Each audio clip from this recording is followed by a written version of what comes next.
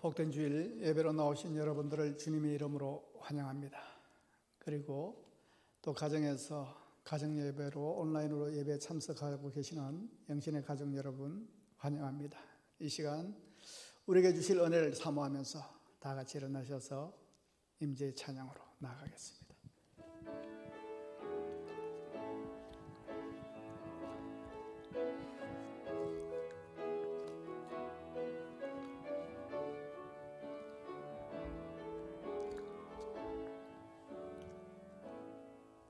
하늘의 문을 여소서, 이곳을 주목하소서. 지도 향한 노래가 꺼지지 않으니 하늘을 열고 보소서. 이곳에 임재하소서. 주님을 기다립니다. 기도의 향기가 하늘에 닿으니 주여 임재하여 주소서. 이곳에 오셔서 이곳에 앉으소서. 이곳에서 드린 예배를 받으소서. 주님의 이름만이 오직 주의 이름만 이곳에 있습니다. 이곳에 오셔서 이곳에 앉으소서.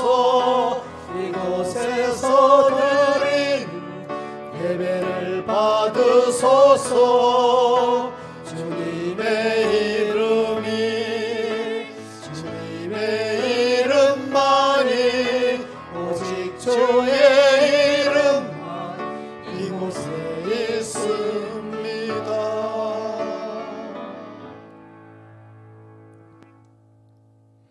나는 전능하신 아버지 하나님 천지의 창조주를 믿습니다.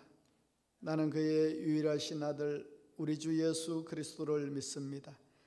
그는 성령으로 잉태되어 동정녀 마리아에게서 나시고 본디오 빌라도에게 고난을 받아 십자가에 못 박혀 죽으시고 장사된 지 사흘 만에 죽은 자 가운데서 다시 살아나셨으며 하늘에 오르시어 전능하신 아버지 하나님 우편에 앉아 계시다가 거기로부터 살아있는 자와 죽은 자를 심판하러 오십니다. 나는 성령을 믿으며 거룩한 공교회와 성도의 교제와 죄를 용서받는 것과 몸의 부활과 영생을 믿습니다. 아멘.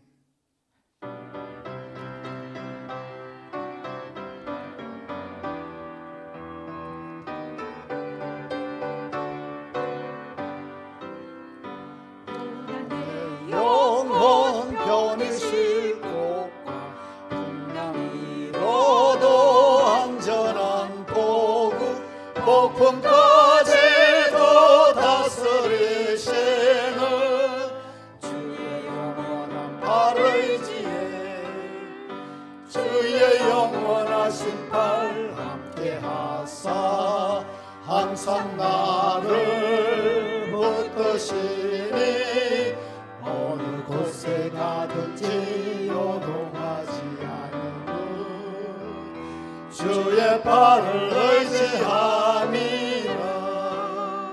세상 친구들 나를 버려도 예수를 함께 동행함으로 주의 은혜가 충만하리니 주의 영원한 발을 의지해 주의 영원하신 팔 함께하사 항상 나를 붙드시니 어느 곳에 가든지 요동하지 않으면 주의 팔을 의지함이라.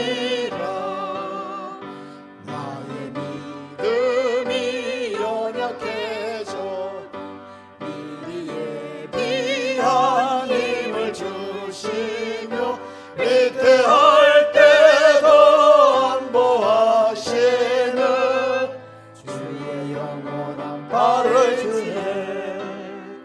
주의 영원하신 팔 함께 하사 항상 나를 붙드시니 어느 곳에 가든지 요동하지 않으면 주의 팔을 의지하니라. 능치 못한 것 주께 없으니 나의 일생을 주께 맡기며 나의 모든 짐 대신 지시는 주의 영원한 발을 의지해. 주의 영원하신 팔 함께 하사 항상 나를 붙드시니 어느 곳에 가든지 요동하지 않으면 주의 발을 의지함이라.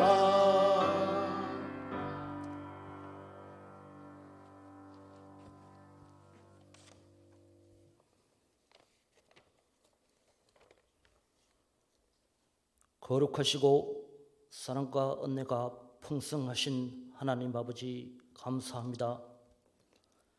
지난 한 주일도 지켜주시고 보호해 주신 은혜 참으로 감사합니다.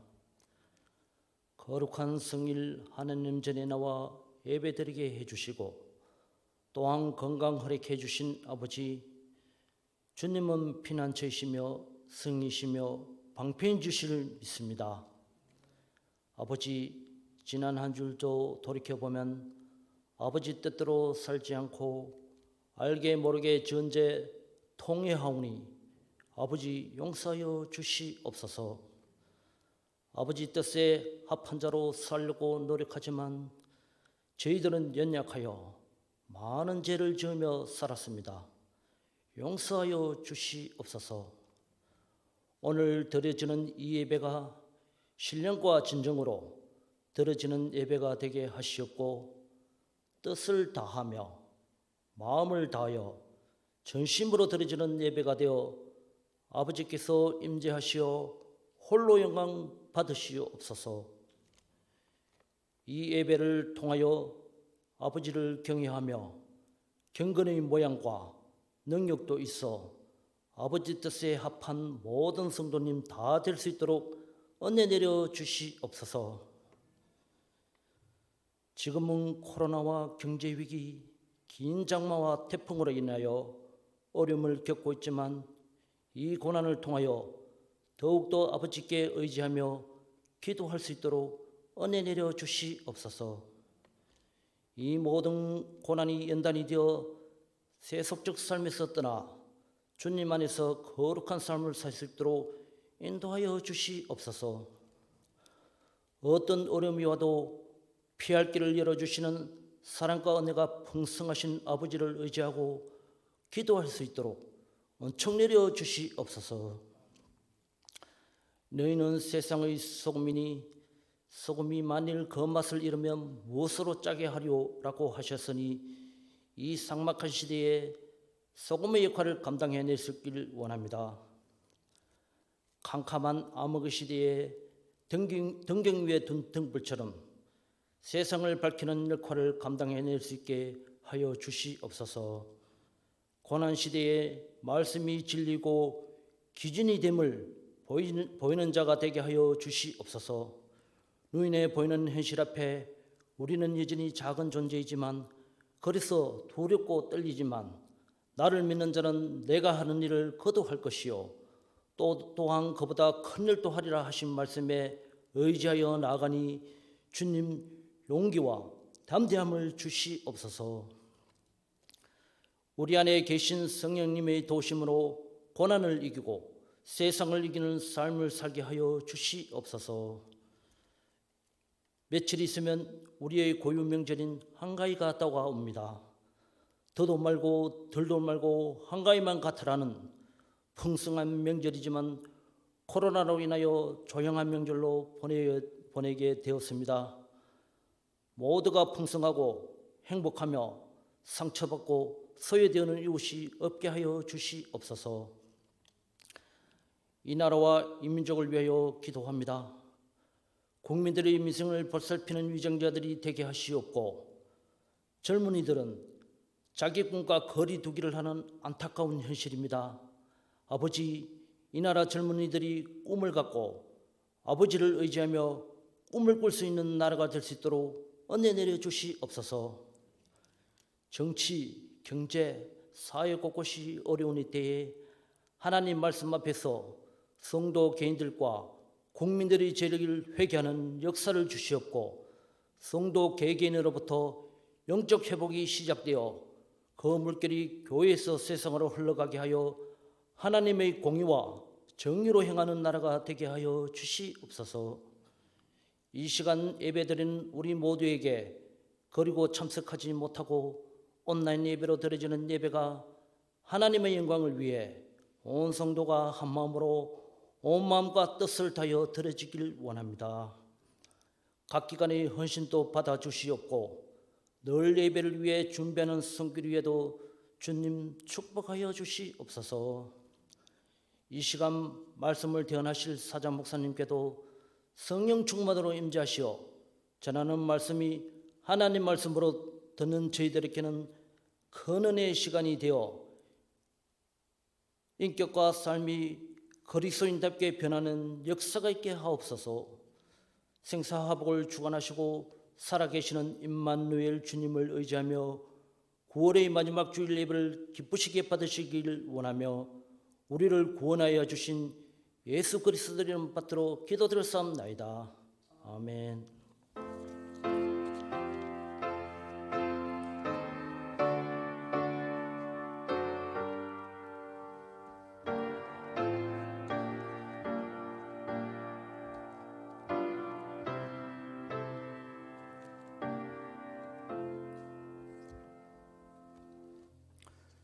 교회 소식을 알려드리겠습니다. 주보를 참조하시기를 바랍니다. 우리 교회에 처음 나오신 분들을 주님의 이름으로 환영합니다. 우리 교회를 등록하기를 원하시는 분은 방문카드 작성해 주시면 예배위원들이 친절히 안내해 드리겠습니다. 이번 주에는 민족 고유 명절인 추석이 있습니다. 그래서 추석 가정 예배지를 주보와 함께 배부합니다. 필요하신 분들, 좀 더 또 가족 수대로 또 필요하신 분들은 필경돼서 챙겨 가시면 되겠습니다. 그리고 아직 코로나로 인해서 우리가 긴장 중에 있습니다. 모두가 조심해야 할 중요한 시기인 만큼 지혜롭게 이번 명절을 보내시는 우리 성도님들이 되시기를 바랍니다.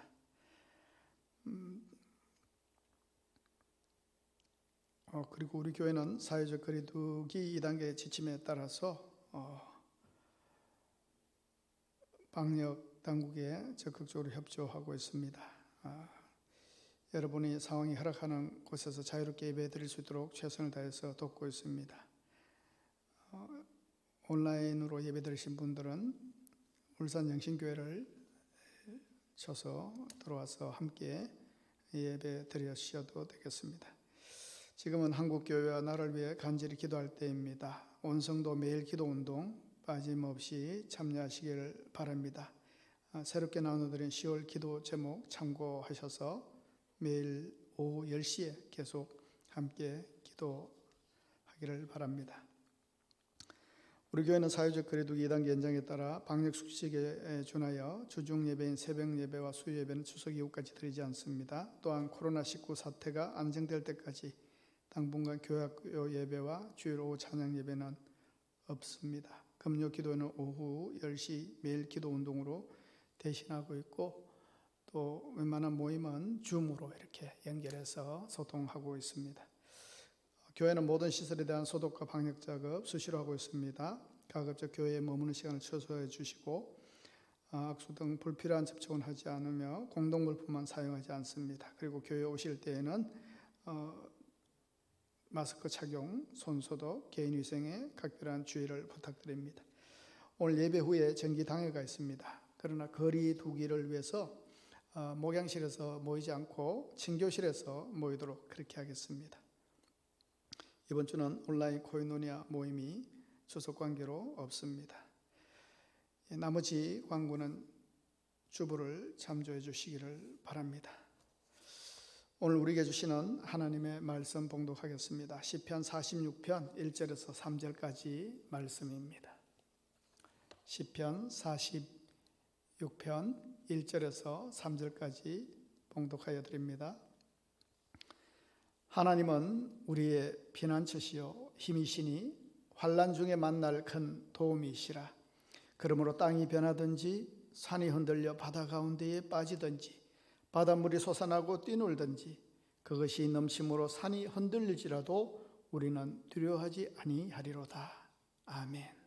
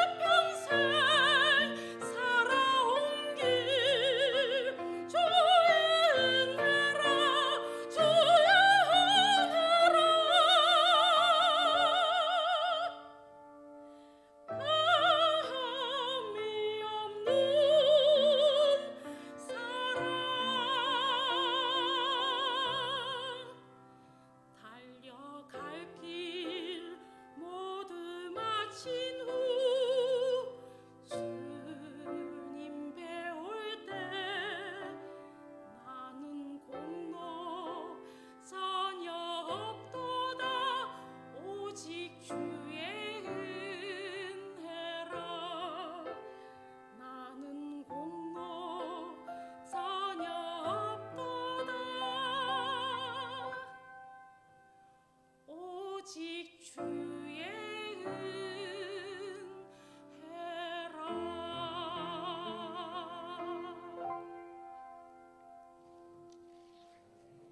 아멘. 예, 오랜만에 덕성을 올려드렸습니다. 예. 아유, 너무 좋네요.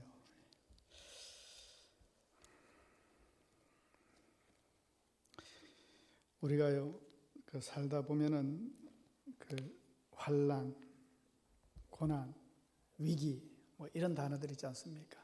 참 반갑지 않은 단어들입니다.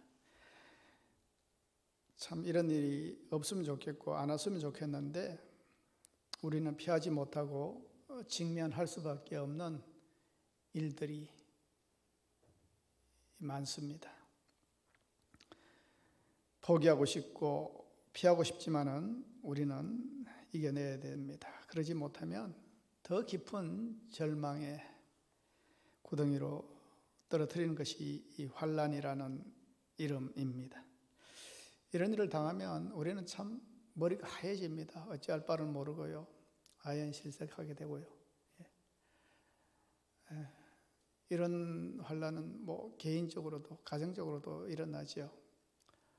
뭐 가족 중에 누가 아픈 일이 생길 수도 있고, 뭐 경제적으로 힘들 수도 있고, 가족 중에 누가 또 사고를 당할 수도 있고, 그렇죠? 뭐 이런 일들이 우리의 인생사에 있어집니다. 그리고 이런 환난은 또한 국가적으로도 뭐 일어나죠. 뭐 전체적인 경제 위기도 겪을 수도 있고, 그리고 뭐 큰 산불이 나도 나라가 긴장하지 않습니까? 전쟁 뭐 이런 것들도 그렇고요. 또 전 세계적인 환난도 있습니다. 우리가 지금 이렇게 겪고 있는 또 확연히 우리가 인정할 수밖에 없는 이 코로나 이 바이러스, 세계 최강대국이라 하는 미국조차도 어찌할 바를 모르고 손 놓고 있는 그런 재난이 우리가 사는 세상 가운데에 일어나는 겁니다.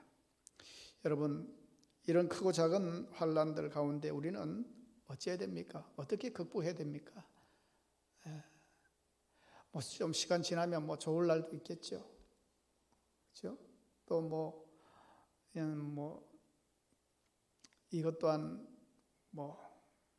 또 시간이 해결해 주는 뭐 그런 것도 있다고 생각하면서 인내로 버텨보려고 하는 그런 마음이 있기도 합니다. 왜냐하면 별 방법이 없기 때문에 내가 할 수 있다면 그거는 넉넉히 감당하려고 할 겁니다. 그런데 세상 살다 보면 환난과 위기란 것이 내가 어찌할 수 없는 그런 일들이 앞에 우리는 맥을 놓고 손을 놓고 어찌할 바를 모를 때가 있다는 겁니다. 그런데 오늘 그런 환난을 겪는 인생 가운데서 우리에게 참 위로되는 말씀이 있습니다. 오늘 시편 46편 말씀 속에는 하나님이 우리의 피난처시라는 말씀을 해주고 계십니다. 이 말씀이 우리 46편, 시편 46편 여기에 3번이나 반복해서 나옵니다. 그만큼 중요하기 때문에 반복해서 말씀하시는 거 아니겠습니까? 잊지 말라는 겁니다. 뭘 잊지 말라고요? 하나님이 환난 가운데에, 위기 가운데에, 고난 가운데에 피난처가 되신다는 말씀입니다. 할렐루야. 여러분, 하나님이 피난처가 되신 줄 믿으시기를 바랍니다. 환난과 위기의 순간에 하나님을 의지하는 것보다 중요한 것은 없습니다. 왜 그러냐면 인간의 힘으로 어찌할 수 없는 인생의 위기는 하나님만이 해결하실 수밖에 없기 때문에 그렇습니다. 오늘 말씀 2절 3절에도 보시면 큰 대재앙을 언급하고 있습니다. 그러므로 땅이 변하든지 산이 흔들려 바다 가운데 빠지든지 바닷물이 솟아나고 뛰놀든지 그것이 넘심으로 산이 흔들릴지라도 여러분 이런 재앙들 우리 인생 가운데에 경험해 보지 못한 재앙들일 수도 있습니다. 그런데 이런 재앙이 있습니다. 우리가 쓰나미가 오고 또 뭐 지진이 뭐 5.4 정도만 돼도 우리가 얼마나 혼비백산합니까? 얼마나 두려워합니까? 얼마나 무서워합니까? 그런데 이 오늘 말씀은 그 정도가 아닙니다. 어떻게 땅이 변하고, 예? 완전 저기 집안 지층이 판이, 예? 어긋나기도 하고 변할 정도로 산이 흔들려 바다 가운데 내려앉고 산이 또 흔들리는 재앙, 여러분 생각해 보십시오. 지옥이 따로 없을 것 같아요. 조금만, 예? 지진이 나도 우리가 얼마나 두려워합니까? 그런데 이 정도의 재앙. 그런데 오늘 이 표현은 엄청난 자연 재앙을 말하기도 하지만 사실은 현재 오늘 이 시편 기자의 내면에 일어나는 그런 격동의 불안하고 혼란하고 답답한 그런 마음을 표현한다고 생각하시면 되겠습니다. 삶의 현실, 그러니까 둘러싸고 있는 환경, 어떤 환경인지 모르겠어요. 아주 손 놓을 수밖에 없는 그런 환란과 위기와 두려움 가운데 있는 그 마음의 표현을, 이 속을 어떻게 알겠습니까? 여러분, 세상이 전쟁이 나든 무슨 일을 겪든 내 속마음이 더 불란스럽고, 예? 두렵고 떨리면은 세상 끝이 보입니까? 이 안에 일어나는 이 요동치는 이 불안, 이 잠 못 드는 이 격동의 이 속마음, 이거는 보이지 않기 때문에 오늘 시편 기자가 보이는 이 자연 현상, 자연 재앙을 우리 마음으로 좀 표현한 것 같아요.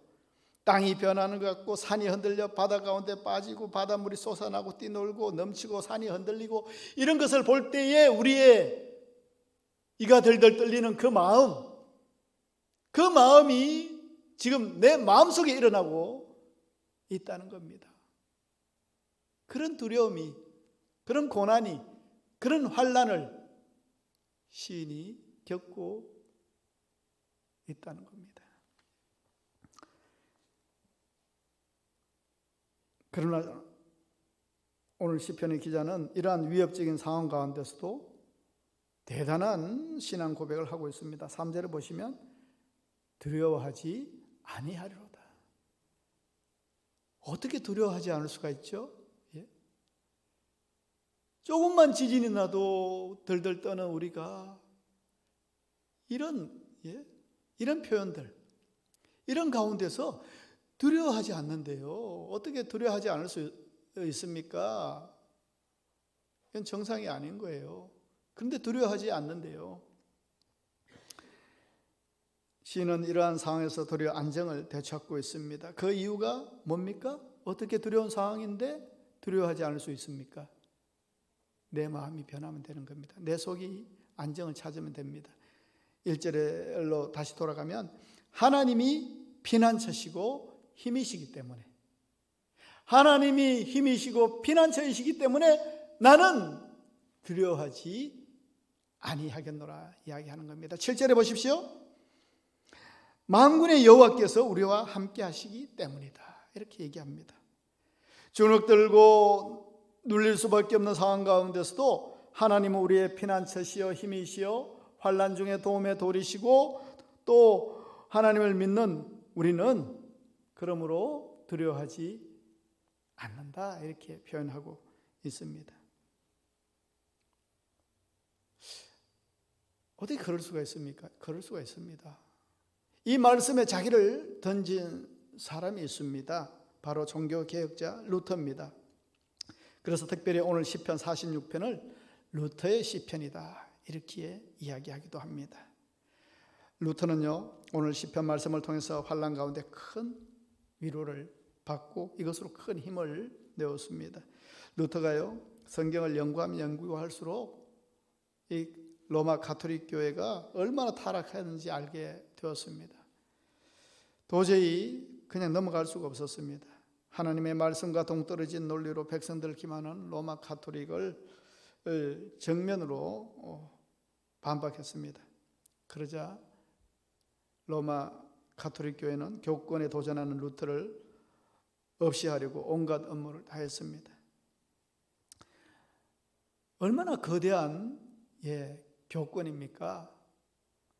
그런데 교권뿐만 아니라 황제까지도 루터를 박해하고 화형시키겠다고 그렇게 위협을 하는 겁니다. 연약한 인간인지라 루터가 얼마나 두려웠겠어요. 이단으로 단죄하고 죽이려고 하는데, 그런데 이렇게 루터가 마음이 고생되고 아플 때, 위기와 고난을 당할 때에 그의 동료 멜랑히톤에게 이렇게 얘기했다고 해요. 여보게, 우리 시편 46편을 낭송하세.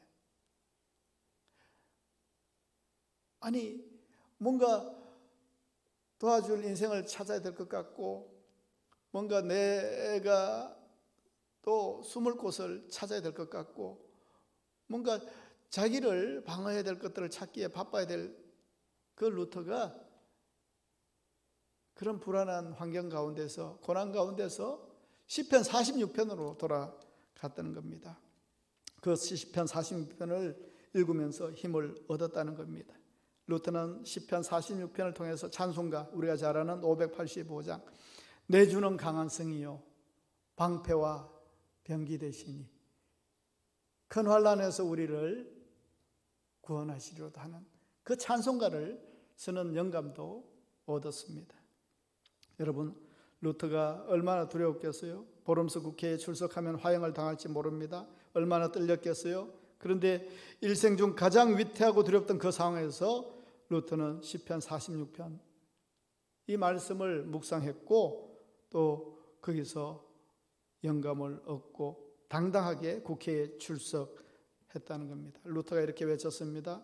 교황의 세력이 나를 핍박하고 굴복시키려 해도 하나님이 나의 피난처요 힘이시니 환난 중에 만날 도움이십니다.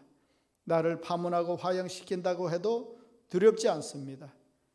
보름스 국회 지붕 위에 기와장만큼 마귀가 달려들어도 굴복하지 않겠습니다.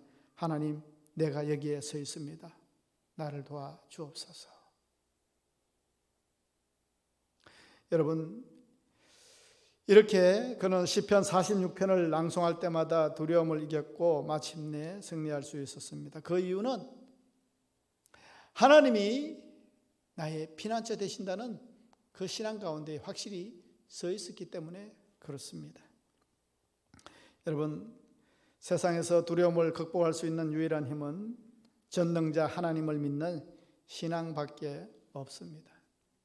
그래서 유실론자이면서 실존주의 철학자인 키에르 케고르는 불안을 극복하는 유일한 길은 신앙이다, 이렇게 이야기하기도 했습니다.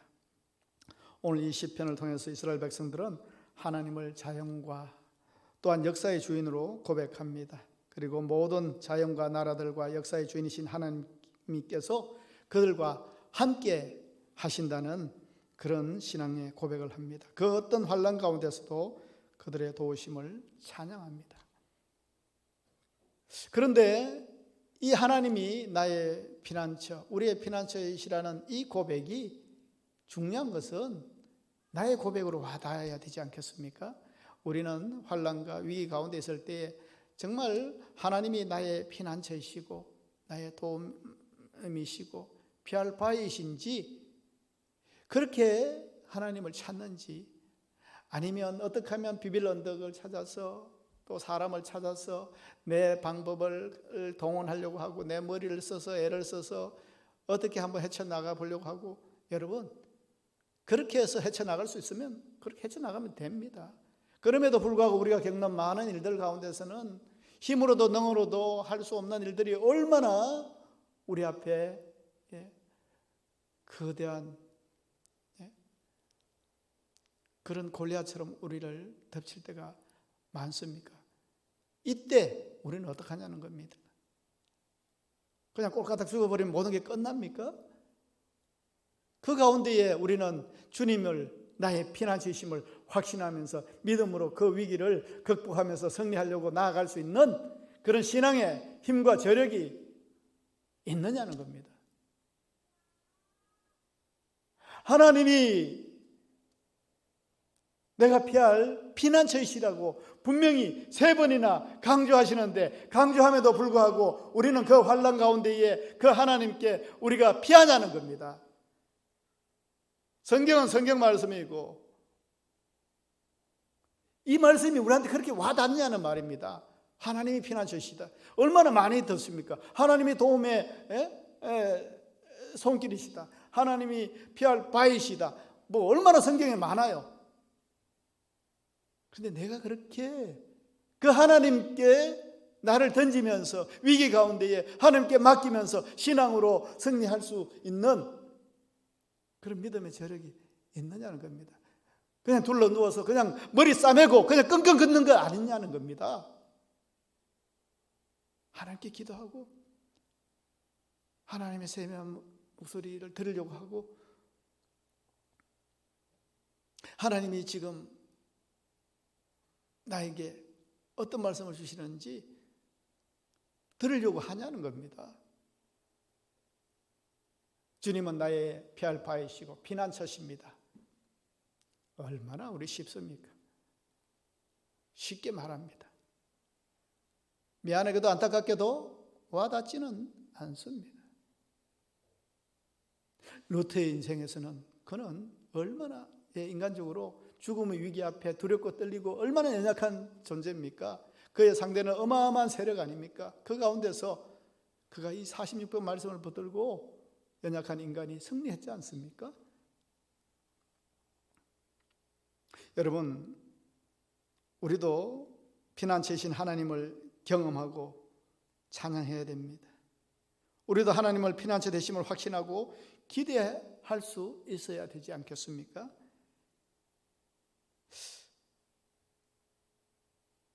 그런데 우리가 피난처이신 하나님을 경험하고 찬양하기 위해서 우리가 그럼 무엇이 준비되어 있어야 되는가?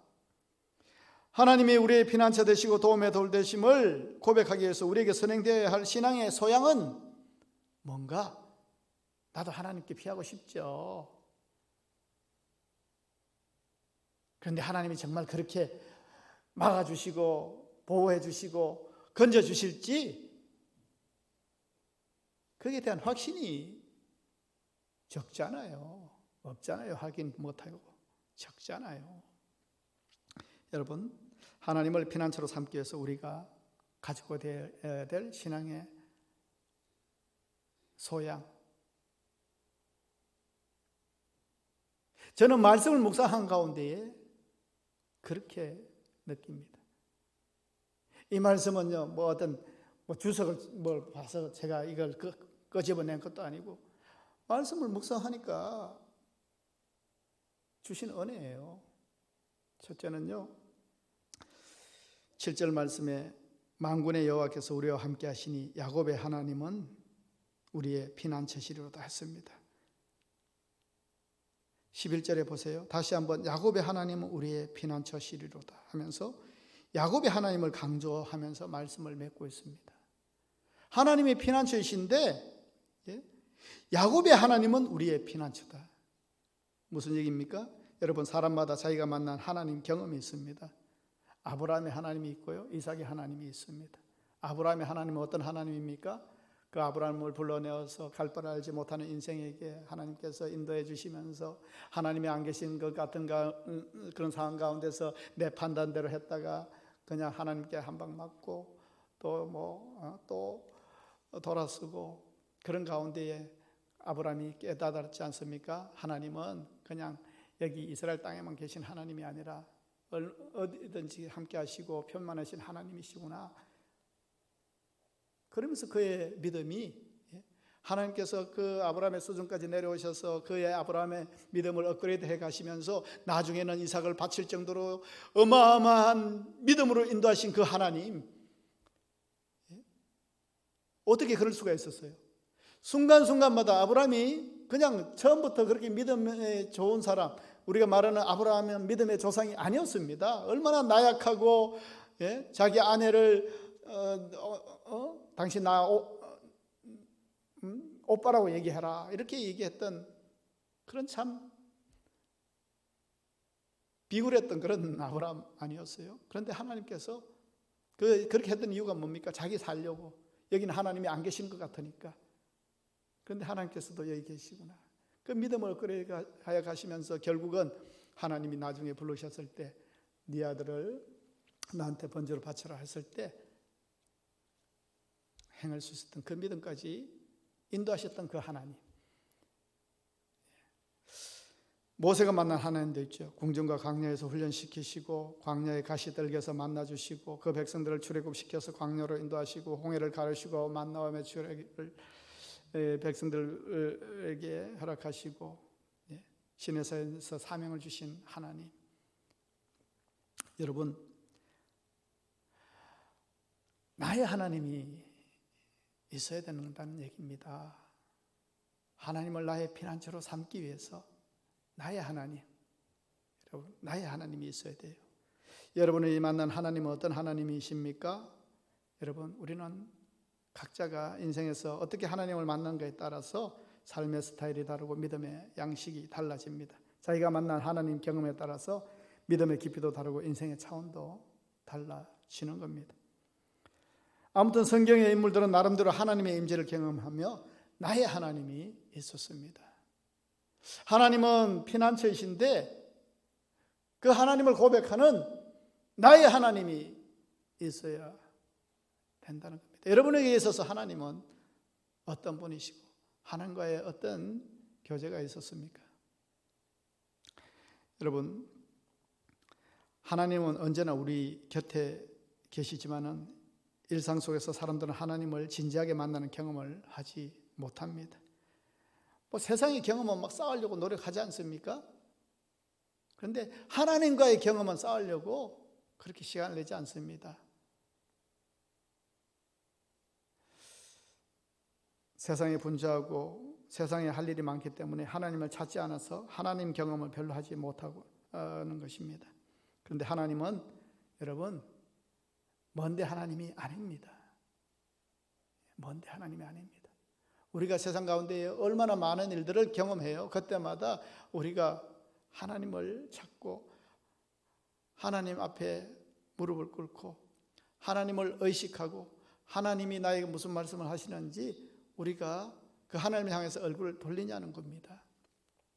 하나님은 언제든지 우리가 하나님을 아는 것을 원하시고 또 만나주시기를 원하시고 또 우리가 진리 가운데 살아가기를 원하시기 때문에 우리에게 하나님을 만나는 경험 거창하고 대단한 거 아닙니다. 언제든지 우리가 하나님을 사모할 때에 하나님은 만나주십니다. 그 경험이 우리에게 있어져야 된다는 겁니다. 하나님을 자기 삶의 가장 중요한 분으로 받아들일 때 하나님은 만나주시고 응답하시고 우리와 함께 해주심을 깨닫게 되는 겁니다. 설령 내가 하나님을 만난 경험이 작고 없다 할지라도 하나님을 만난 사람들의 경험을 간접적으로 경험할 수 있습니다. 오늘 시편의 기자는 야곱의 하나님은 우리의 피난처라고 했습니다. 야곱의 하나님 경험은 어떻습니까? 야곱이 형 에서와의 관계 속에서 형의 장자의 신분을 좀 사기를 쳐서 가지고 어찌할 수 없이 앞니를 알 수 없는 먼 땅으로 도망갈 수밖에 없었지 않습니까? 처량하고 얼마나 힘들었겠습니까? 나그네 먼 길을 떠나가다가 들판에서 잠을 청하는데 불안하고 두렵지요. 그때 그러나 야곱은 자기 인생이 내버려진 인생인 줄 아는데 하나님께서 자기와 함께 하심을 깨닫습니다. 하나님께서 피난처가 되어 주십니다. 집을 떠나올 때 이제는 나 혼자만의 인생이고 누구도 도와줄 수 없다고 생각했는데 하나님이 계셨습니다. 그는요 잠에서 일어나서 하나님 경험을 통해서 과연 하나님께서 여기 계셨구나 고백하게 됩니다. 현실적인 하나님 경험을 한 겁니다. 하나님이 어떤 분이시구나. 하나님이 함께 해주신다고 하셨구나. 20년 뒤에도요. 이제 많은 부를 축적하고 고향으로 돌아올 때 또 나한테 마음에 번민을 주고 답답함을 주고 불안을 주는 일이 또 있지 않습니까? 에서와의 문제, 그 화해되지 못한 형제와의 그 관계 때문에 그거 얼마나 씨름했어요. 자기 나름대로 이렇게 머리 쓰고 저렇게 머리 쓰고 해봤는데도 잠을 이룰 수가 없고 야복강가를 외로이 걸을 수밖에 없던 그에게 하나님께서 또 함께 해주셔가지고 그 하나님 붙들고 씨름한 가운데에 하나님께서 이스라엘이라는 이름을 주셨지 않습니까? 새벽까지 천사와 씨름을 해야 할 만큼 간절하고 절박하게 만난 그 하나님 경험을 야곱은 한 겁니다. 그래서 그 하나님께서 정말 야곱을 없이 하려고 달려오던 에서와 그 400명, 여러분 성경에 만나가지고 화해하고 끄이끄이 울었더라, 그것에만 보지 마세요. 여러분, 정말 사실은 에서가 야곱을 아주 그냥 없이 하려고 달려온 거예요. 그런데 하나님께서 야곱을 긍휼히 여기시고 그 쳤지만은 그가 얼마나 남루하고 잘난 맛으로 금이 환영하는 그런 모습이 아니라 쩔뚝쩔뚝대는 그 모습을 에서의 눈을 하나님께서 조율해 주시고 변화시켜 주셔가지고 긍휼하게 보게 해서 형제의 화해가 이루어진 거 아닙니까? 그 하나님입니다. 하나님은 그런 분이시구나. 야곱에게 하나님은 피난처셨습니다.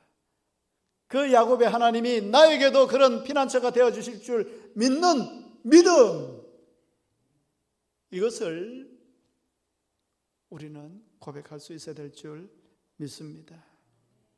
하나님의 자녀들은 야곱이 하나님을 경험한 것처럼 날마다 우리의 일상 속에서 하나님을 경험하게 됩니다. 하나님 경험이 있어야 영적인 삶이 살아있음을 깨닫고 거룩한 하나님의 자녀답게 살아갈 수 있는 능력을 체험합니다. 여러분, 그래서 우리는 하나님 경험이 있어야 돼요. 하나님 경험이 있어야 돼요. 이게 결정적인 순간에, 위기 때에, 고난 가운데에, 환난 가운데에 하나님이 우리의 피난처가 되심을 믿고 루터처럼 자기를 하나님께 맡길 수 있는 담대한 신앙으로 나아가는 겁니다. 제가요, 어떤 TV를 보니까 막 어떤 퀴즈 하는 그런 프로그램인데, 어떤 사람이요, 세상에 아주 성공하고 역경을 이긴 대단한 위인들을 수십 명 이렇게 만나봤다는 겁니다. 인터뷰를 했다는 거예요. 그런데 이 사람이 그 사람들을 한 사람 한 사람, 성공한 사람, 역경을 이기고 성공한 그 사람들을 인터뷰하다 보니까 한 가지, 그들 가운데서는, 성공한 그들 가운데 공통점이 하나 있더라는 겁니다. 그게 뭡니까? 이렇게 묻는 질문이었습니다. 여러분, 그 방송을 보신 분이 있는지 모르겠지만, 여러분, 성공한 사람들의 누구 얘기하면 알만한 그 대단한 사람들의 성공한 그 공통점, 이 사람만 가지고 있는 것이 아니라 인터뷰하다 보니까, 말하다 보니까 모두 다 이거 하나는 있었다는 겁니다. 이거 하나. 그게 뭐냐는 겁니다. 여러분, 그게 뭔지 알아요? 그게 뭔지 아세요? 보신 분 없으시나? 우리도 알고 싶잖아요. 우리도 성공하고 싶잖아요. 우리도 역경 가운데 승리하고 싶잖아요. 그런데 그런 위인들이 가지고 있는 공통적인 특징이 하나 있더래요. 그게 뭐냐면 메모의 기술. 메모의 기술. 별거 아니네요. 여러분, 저는 그거 이야기 듣고 참 감동을 받았는데요.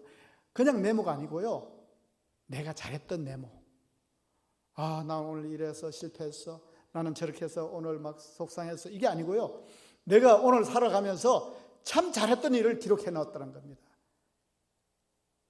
어떤 특정한 사람만이 아니라 만난 모든 사람들이 그런 습관을 가지고 있다는 겁니다. 자기가 잘한 거, 내가 스스로 서담서담 해줄 만한 그런 잘한 거, 그걸 기록하는 사람들이 있더라는 겁니다.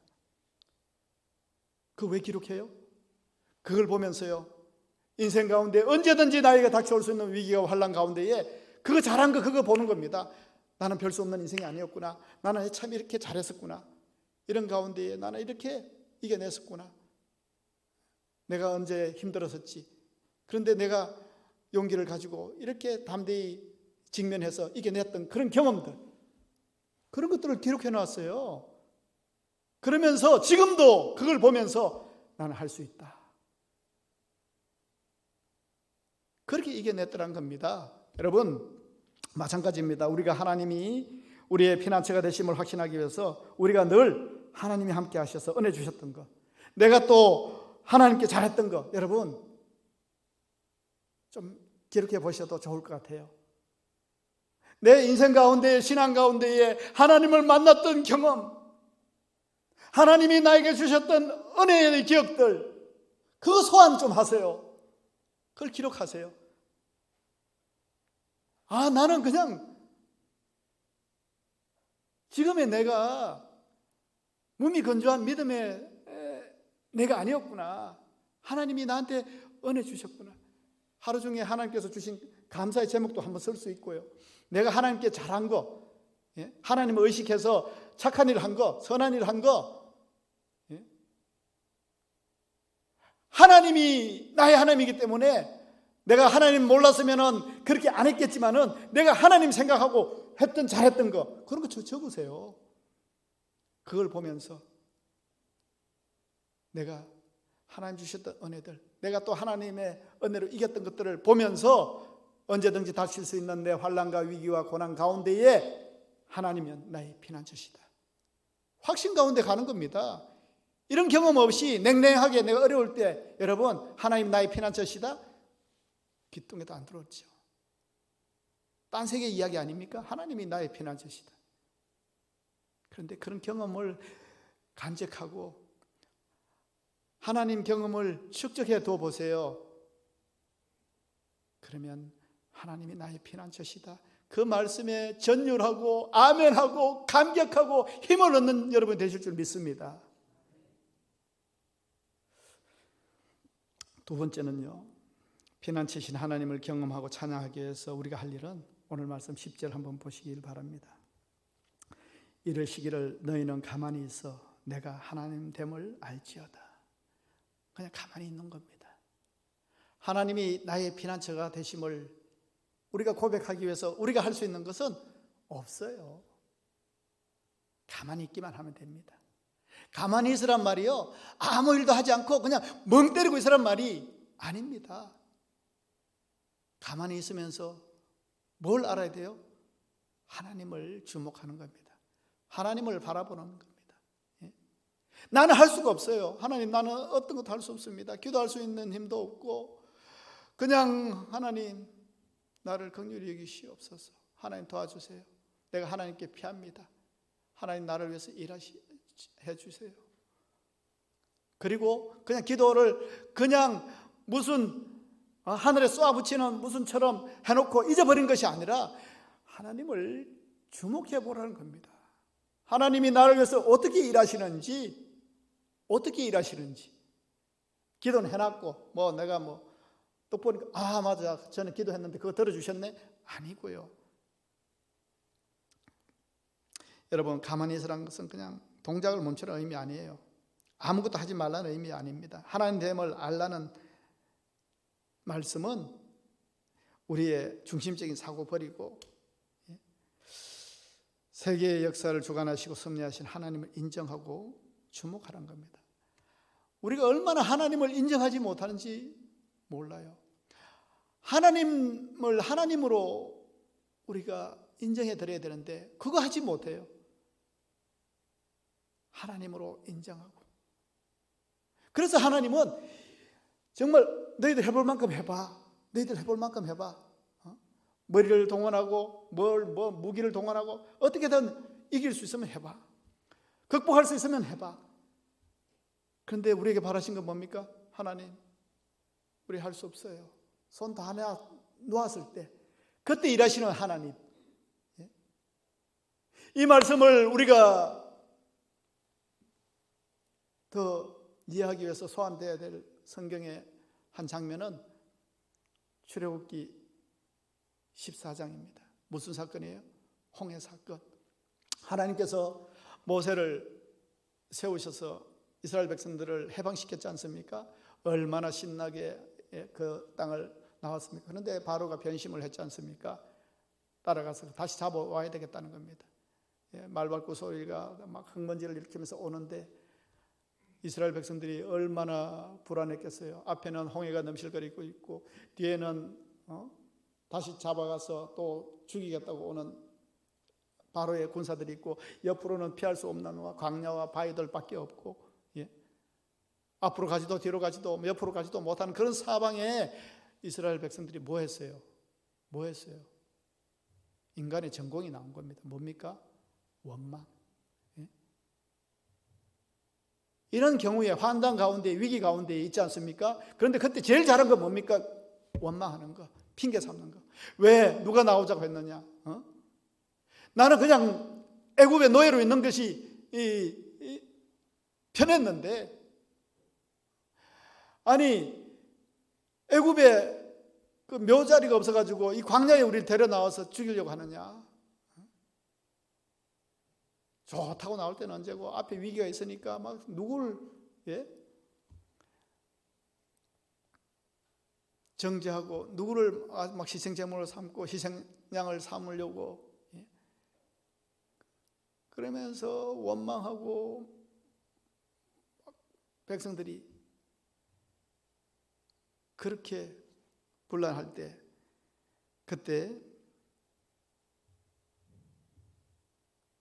하나님께서 모세를 통해서 하신 말씀이 바로 출애굽기 14장에 나옵니다. 무슨 얘기입니까? 너희는 두려워하지 말고 가만히 서서 여호와께서 오늘 너희를 위하여 행하시는 구원을 보라. 이것이 하나님의 메시지입니다. 너희들이 극복할 수 있으면 해. 바로의 군대를 대항해서 싸울 수 있으면 해. 저 바다를 헤엄쳐서 건널 수 있으면 해. 할 수 있는 것이 아무것도 없었습니다. 죽을 일만 남았습니다. 그때 너희는 가만히 있어. 하나님이 하신 말씀. 너희는 가만히 있어. 가만히 있지 않으면 어떡할 텐데요? 할 수 있는 게 없었습니다. 그런데 하나님 다시 한번 너희는 가만히 있어. 여호와께서 오늘 너희를 위하여 행하시는 구원을 봐라.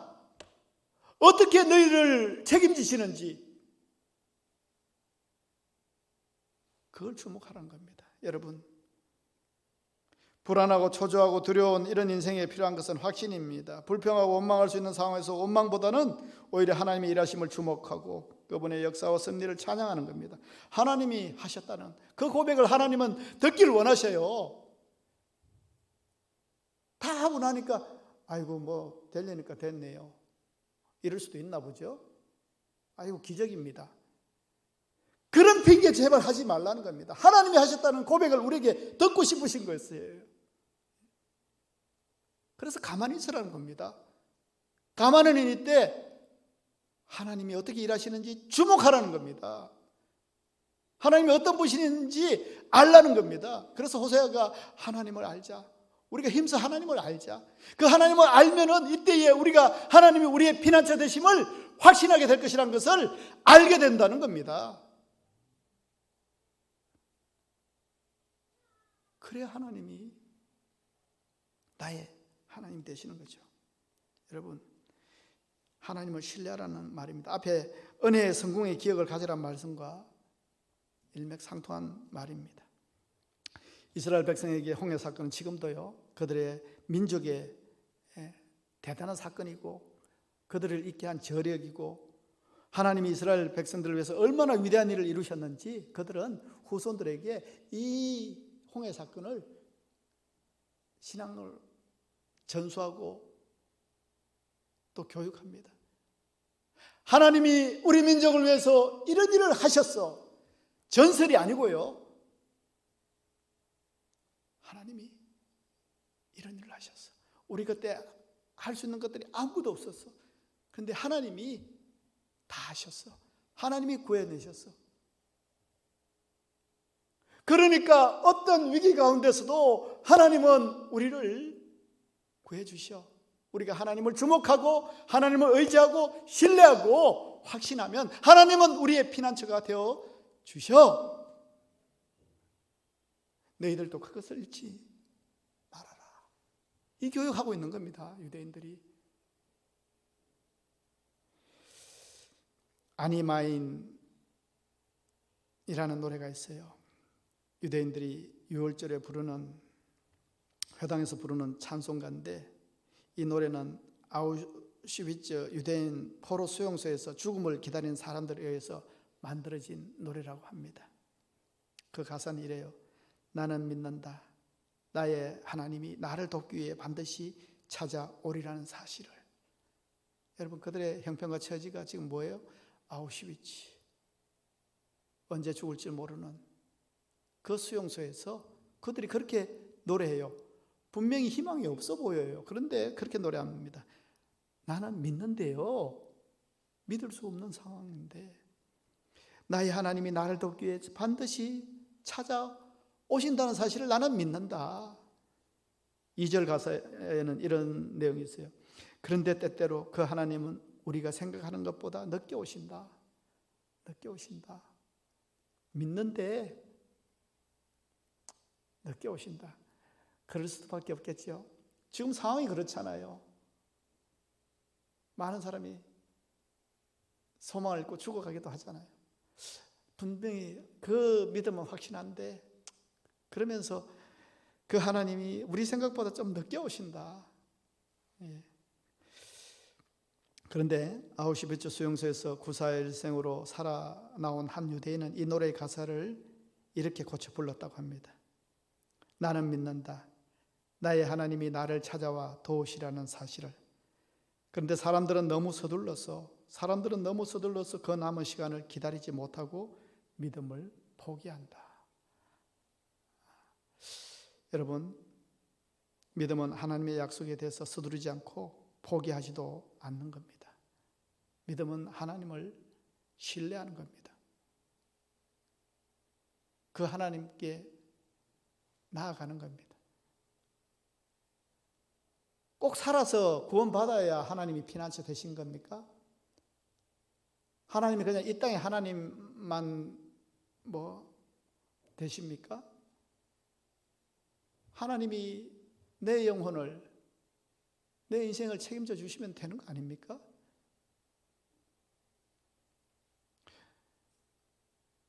여러분, 환난 때에, 위기 가운데에 중요한 것은 하나님을 인정하는 것이고 함께 동행하는 것이고 하나님의 말씀을 들으려고 하는 겁니다.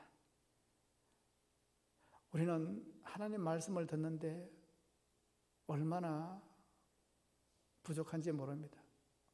너무 바빠요. 일주일을 한번 생각해 보십시오. 여러분 얼마나 하나님을 의식하면서 기도하며 또 하나님께 의뢰하며 그렇게 살았습니까? 하나님의 세미한 목소리에 우리가 나아갔느냐는 겁니다. 마음이 들떠 있었어도 하나님 말씀은 듣지 못합니다. 정오와 불만과 원망이 부글부글 끓고 있는 동안에도 아무것도 듣지 못합니다. 그리고요, 또 마음이 평온할 때도 하나님 음성 듣지 못합니다. 자녀들이 말썽 부리지 않고 잘 커갈 때, 남편이 다른 사람들보다 성성장구하고 성진이 잘 될 때, 손대는 일마다 잘 되고 일이 잘 풀릴 때 우리는 하나님의 음성을 듣지 못할 때가 많습니다.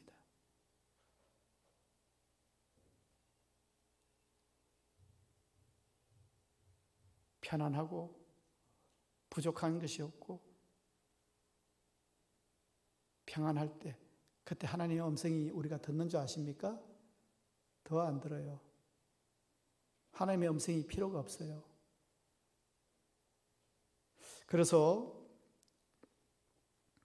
인생 가운데에 폭풍이 불고 풍랑이 몰려올 때 우리는 하나님의 음성을 듣기 시작합니다.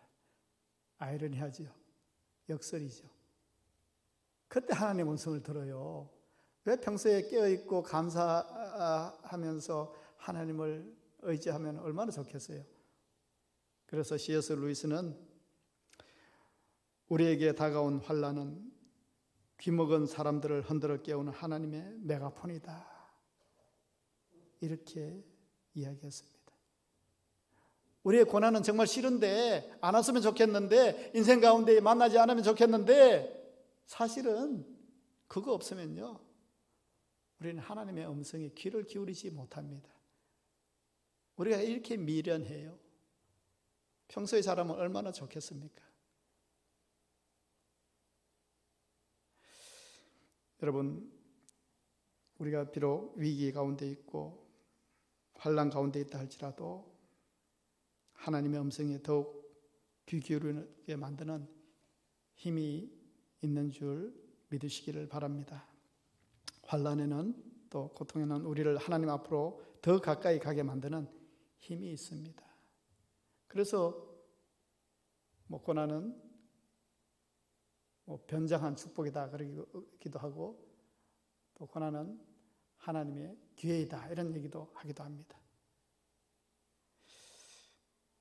사실 풍랑을 만나는 것은 고통스럽지요. 그러나 찬송가 가사처럼 큰 물결 일어나 나 쉬지 못하나 이 풍랑 인하여 더 빨리 갑니다 하는 찬송가 가사처럼 고난 가득에 우리는 진정 알아야 할 것을 알게 되는지 모르겠습니다. 오늘 저는 위기와 환난의 시대에 가장 안전하고 확실한 피난처를 소개했습니다. 그것은 하나님을 믿는 믿음의 자리입니다. 이거 놓쳐버리면 그냥 우리는 별 수 없이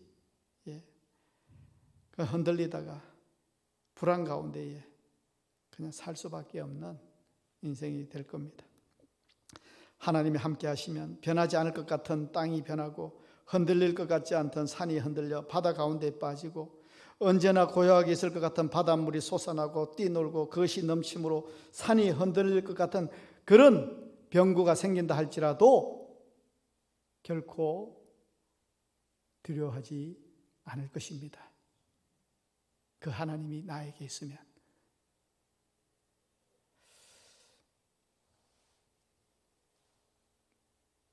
환난은 우는 사자와 같이 우리를 겁주지만은 별 수 없게 만들려고 하지만은 우리가 그 위기를 이길 때 하나님을 확신하고 나아갈 때에 하나님이 이 일을 통해서 우리를 더욱더 굳세게 하고 또 믿음 가운데 서게 하고 영적 거인으로 나아가게 하시는 귀한 은혜를 주실 줄 믿습니다. 요즘 개인적으로도 좀 힘들고 교회도 힘들고 나라도 힘들고 위기예요. 그냥 우리가 빨리 이때가 끝나야지 그냥 버티고만 있을 것이 아니라 이 가운데서 우리의 믿음을 다시 한번 점검해야 됩니다. 하나님이 무엇을 원하시는지 우리가 또 나아갈 수 있어야 됩니다. 그리고 그 하나님이 어떻게 일하시는지 주목하게 될 때 깨닫게 될 겁니다. 하나님이 왜 이런 상황 가운데서 이 세상이 이런 사태 가운데서 뭘 깨닫게 하시려는지 또 보여주시기도 하실 겁니다. 그리고 의지할 분은 소망 되시는 분은 하나님밖에 없다 하는 그런 결론을 또 우리가 낼 수도 있지 않겠습니까? 여러분, 하나님을 주목하시길 바랍니다. 또 하나님의 일하심을 기대하시길 바랍니다. 위기 가운데에, 환난 가운데에 우리가 주님을 주목하고 기대할 때에 주님은 우리에게 보여주실 것입니다. 깨닫게 하실 것입니다. 그리고 그것이 더 큰 우리의 영적 힘으로 우리를 위로하여 주실 것입니다. 기도하겠습니다. 하나님 아버지 감사합니다. 복된 주일 우리가 긴장된 세상 가운데 있지만은 세상을 향한 눈 내려놓고 우리가 주의 도우심을 바라면서 주님께 나왔습니다. 주님, 힘으로도 능력으로도 할 수 없는 우리 현실 앞에 주님께서 일하여 주시옵소서. 주님 우편에 그늘 되시는 그 도우심으로 시험과 환난이 많은 이 세상에서 우리를 보호하여 주시고 주님 지켜 주시옵소서. 주님만이 우리의 힘입니다. 소망입니다. 주님만이 우리의 피난처이십니다.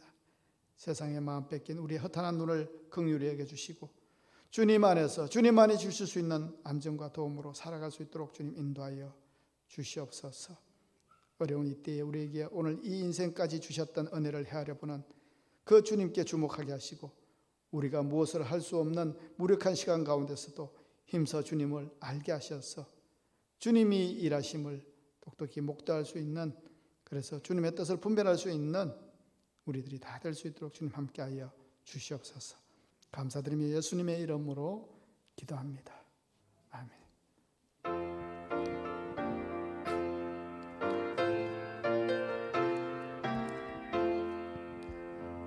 피난처 예수니 환난을 당한 자 이리 오라.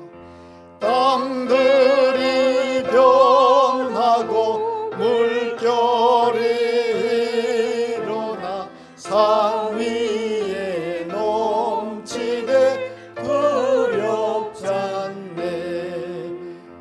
이방이 떠들고 나라들 모여서 진동하나. 우리 주 목소리 한 번만 말하면 전하의 모든 것 망하겠네.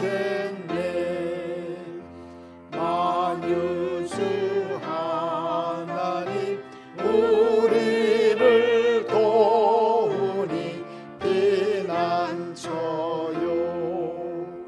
세상의 난리를 그치게 하시니 세상의 찬동이 쓸데없네.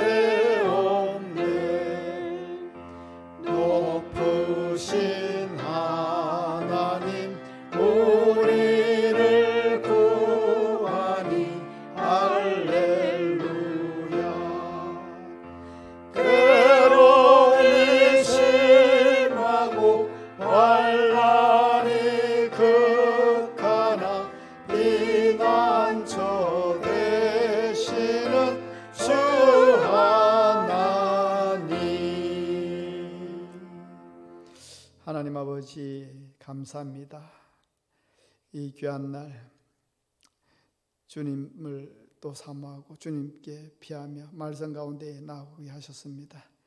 또 나올 때에 우리에게 주신 은혜를 감사하는 마음으로 예물과 함께 나왔습니다. 주님 함량하여 주시고 하늘의 복을 주시며 충만케 하시는 은혜로 나아가는 귀한 헌금이 될 수 있도록 주님 인쳐 주시옵소서.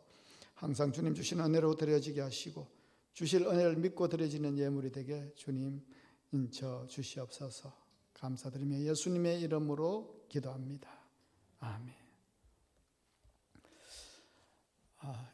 이제 이번 주에 추석 명절이 있지요.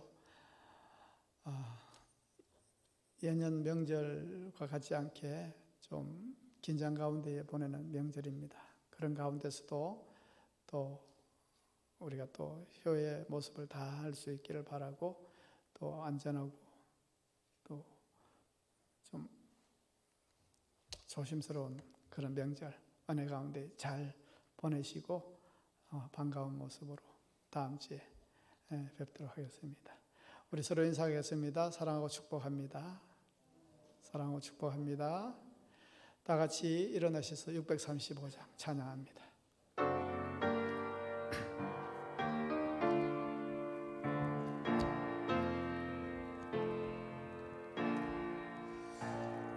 하늘에 계신 아버지 이름 거룩하사 주님 나라 임하시고 뜻이 이루어지이다.